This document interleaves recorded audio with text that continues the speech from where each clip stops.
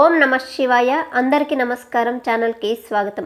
ముందుగా ఈ వీడియోకి ఒక లైక్ చేసి మా ఛానల్ని సబ్స్క్రైబ్ చేసుకోండి.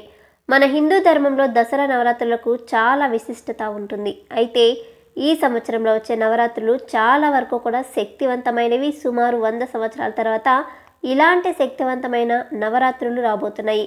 ప్రతి సంవత్సరం 10 రోజుల పాటు అమ్మవారిని పూజిస్తాము. కానీ ఈ 2025వ సంవత్సరంలో 11 రోజుల పాటు అమ్మవారిని పూజిస్తారు. సెప్టెంబర్ 22 సోమవారం నుండి నవరాత్రులు ప్రారంభమై అక్టోబర్ 2వ తేదీన దసరా పండుగతో నవరాత్రులు ముగుస్తాయి. ఈ 11 రోజుల పాటు దుర్గాదేవి భూమిపైన తిరుగుతూ తనను పూజించే భక్తులను ఆశీర్వదిస్తుందట. ఈ దసరా నవరాత్రుల్లో అమ్మవారిని ఎలా పూజించాలి, ప్రతిరోజు పూజ చేయలేని వారు ఏం చేయాలి, అమ్మవారికి సమర్పించాల్సిన నైవేద్యాలు, అలాగే అమ్మవారి అలంకరణ గురించి ఈ వీడియోలో తెలుసుకుందాం. ముందుగా ఈ వీడియోకి ఒక లైక్ చేసి ప్రతి ఒక్కరూ కూడా జై దుర్గా భవాని అని కామెంట్ చేయండి.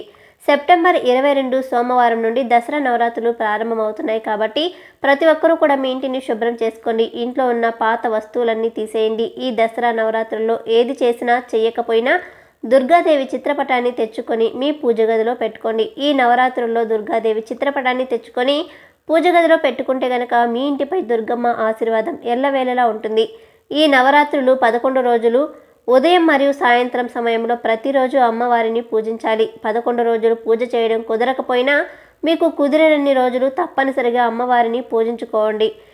ఈ దసరా నవరాత్రుల్లో అమ్మవారిని భక్తి శ్రద్ధలతో పూజించిన వారికి కనకదుర్గమ్మ ఆశీర్వాదంతో అఖండ రాజయోగం సిద్ధిస్తుంది. ఈ 11 రోజులు అమ్మవారిని పూజించే ఆడవారు ప్రతిరోజు తలస్నానం చేయాలనే నియమమేమీ లేదు. అలాగే అమ్మవారిని పూజించే ఆడవారు ఒక పూట ఉపవాసం ఉండాలి, లేదా ఒక పూట ఆహారాన్ని తిని 2వ పూట పాలు అలాగే పండ్లను స్వీకరించవచ్చు.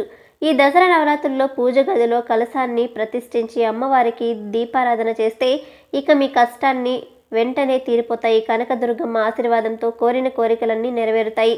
సెప్టెంబర్ 22 సోమవారం నాడు శ్రీ బాల త్రిపుర సుందరి దేవిగా అమ్మవారు దర్శనమిస్తారు. ఈ రోజున అమ్మవారిని పూజిస్తే సంతాన ప్రాప్తి కలుగుతుంది. అలాగే మీ పనుల్లో ఆటంకాలు లేకుండా విజయాలు సాధిస్తారు. గులాబీ రంగు చీరతో అమ్మవారిని అలంకరిస్తారు. అలాగే ఎర్రని మందారం పూలతో కానీ ఎర్రని గులాబీ పూలతో కానీ అమ్మవారిని పూజించాలి. ఇక మొదటి రోజున అమ్మవారికి నైవేద్యంగా బెల్లం పరమాన్నాన్ని నివేదించి ఓం శ్రీ బాల త్రిపుర సుందరి దేవియే నమః అనే మంత్రాన్ని చదువుతూ అమ్మవారిని పూజించండి. ఇక దసరా నవరాత్రుల్లో మొదటి రోజున చల్లని వస్తువులను పొరపాటును కూడా తీసుకోకూడదు. ఇక సెప్టెంబర్ 23 మంగళవారం నాడు 2వ రోజున అమ్మవారిని గాయత్రీ దేవిగా అలంకరిస్తారు. నారింజ రంగు చీరలో అమ్మవారిని అలంకరించి తామర పూలతో గాయత్రీ దేవిని పూజించాలి. అలాగే అమ్మవారికి నైవేద్యంగా నిమ్మకాయలు, పులిహోరను నివేదించి గాయత్రి మంత్రాన్ని చదవాలి, లేదా ఓం శ్రీ గాయత్రి మాత్రే నమః అనే మంత్రాన్ని చదువుతూ అమ్మవారిని పూజించండి. ఇక 2వ రోజున పొరపాటును కూడా వంకాయను తినకూడదు. ఇక సెప్టెంబర్ 24వ తేదీ బుధవారం నాడు అంటే 3వ రోజున అన్నపూర్ణాదేవిగా అమ్మవారిని పూజిస్తారు. ఈ రోజున గంధం రంగు చీరలో అమ్మవారిని అలంకరించి 3వ రోజున అన్నపూర్ణాదేవిని పూజిస్తే మీ కుటుంబం మొత్తానికి సంపూర్ణ ఆరోగ్యం అలాగే ధన ధాన్యాలు సిద్ధిస్తాయి. మల్లెపూలతో అన్నపూర్ణాదేవిని పూజించి దద్దోజనం, పొంగలి, కొబ్బరి అన్నం, గారెలు ఇలా ఏదో ఒకటి నైవేద్యాన్ని సమర్పించి ఓం శ్రీ అన్నపూర్ణాదేవియే నమః అనే మంత్రాన్ని చదువుతూ అన్నపూర్ణాదేవిని పూజించండి. ఈ 3వ రోజున తగిన ఆహార పదార్థాలను తినవద్దు.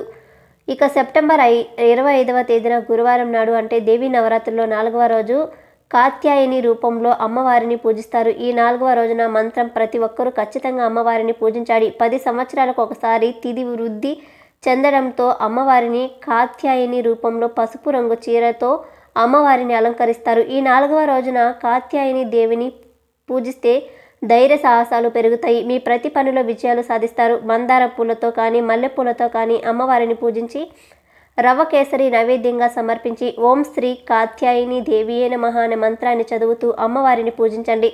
ఇక సెప్టెంబర్ 26వ తేదీన శుక్రవారం నాడు దసరా నవరాత్రుల్లో 5వ రోజున అమ్మవారిని మహాలక్ష్మి దేవిగా పూజించాలి. ఈ రోజున గులాబీ రంగు చీరతో అమ్మవారిని అలంకరిస్తారు. ఈ రోజున లక్ష్మీదేవిని పూజించిన వారికి అఖండ ఐశ్వర్య ప్రాప్తి సిద్ధిస్తుంది. ఎర్ర గులాబీ పూలతో కానీ తామర పూలతో కానీ లక్ష్మీదేవిని పూజించి పాలతో చేసిన పాయసాన్ని లేదా సంపూర్ణ బూరెలను అమ్మవారికి నివేదించి ఓం శ్రీ మహాలక్ష్మీదేవియే నమః మంత్రాన్ని చదువుతూ లక్ష్మీదేవిని పూజించండి.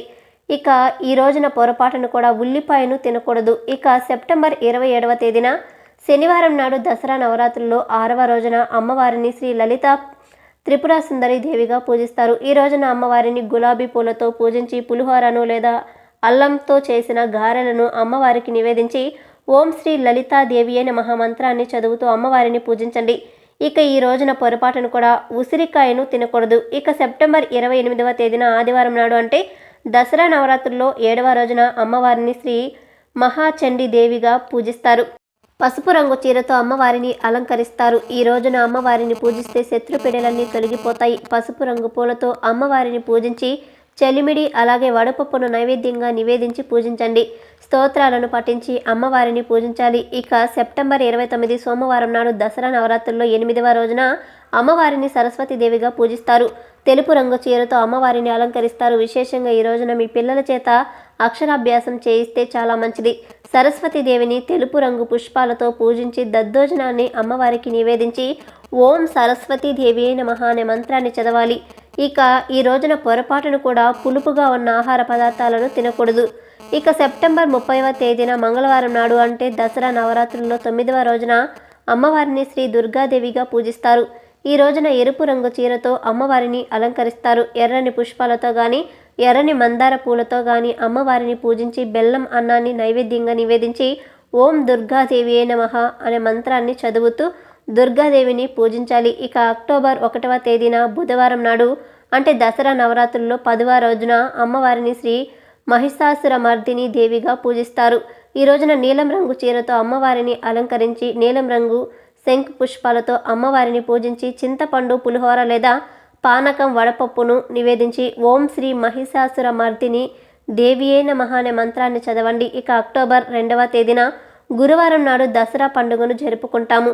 ఈ దసరా నవరాత్రుల్లో చివరి రోజున అమ్మవారిని శ్రీ రాజరాజేశ్వరి దేవిగా పూజిస్తారు. ఆకుపచ్చ రంగు చీరతో అమ్మవారిని అలంకరిస్తారు. దసరా పండుగ రోజున ఎర్రటి పుష్పాలతో అమ్మవారిని పూజిస్తూ పులిహోర పొంగలి అలాగే గారెలను నైవేద్యంగా నివేదించాలి. ఈ విధంగా 11 రోజుల పాటు వివిధ రూపాలలో అమ్మవారిని పూజించాలి. పూజ గదిలో కలశం ప్రతిష్ఠించిన వారు దసరా పండుగ రోజున ఉద్వాసన పలికి కలశాన్ని కదిలించాలి. ఇక దసరా పండుగ రోజున కొత్త పనులు ప్రారంభిస్తే చాలా మంచిది. అలాగే వాహనాలకు పూజ చేయించుకోవాలి. దసరా రోజున వాహన పూజ చేయించుకుంటే భవిష్యత్తులో ప్రమాదాలు జరగకుండా ఉంటాయి. విశేషంగా ఈ దసరా పండుగ రోజున జమ్మి చెట్టులో అమ్మవారు కొలువై ఉంటారట. కాబట్టి జమ్మి చెట్టు కింద దీపాలు వెలిగించి జమ్మి చెట్టుకు ప్రదక్షిణాలు చేస్తే అమ్మవారి ఆశీర్వాదం సంపూర్ణంగా కలుగుతుంది. అలాగే ఈ దసరా పండుగ రోజున జమ్మి ఆకులు తెచ్చుకొని మీ బీరువాలో పెట్టుకోండి. అఖండ ధన ప్రాప్తి కలుగుతుంది. ఈ దసరా నవరాత్రుల్లో ప్రతి ఒక్కరూ కూడా అమ్మవారి దేవాలయానికి వెళ్ళి అమ్మవారికి నిమ్మకాయలు మాలను సమర్పించండి. ఇక ఈ 11 రోజులు మాంసాహారానికి దూరంగా ఉండాలి. ఈ వీడియో మీకు నచ్చితే లైక్ చేసి సబ్స్క్రైబ్ చేయండి. అలాగే ఓం నమః శివాయ అని ఒక చిన్న కామెంట్ కూడా చేయండి. ఈ వీడియోని పూర్తిగా చూసినందుకు ప్రతి ఒక్కరికి కూడా ధన్యవాదాలు.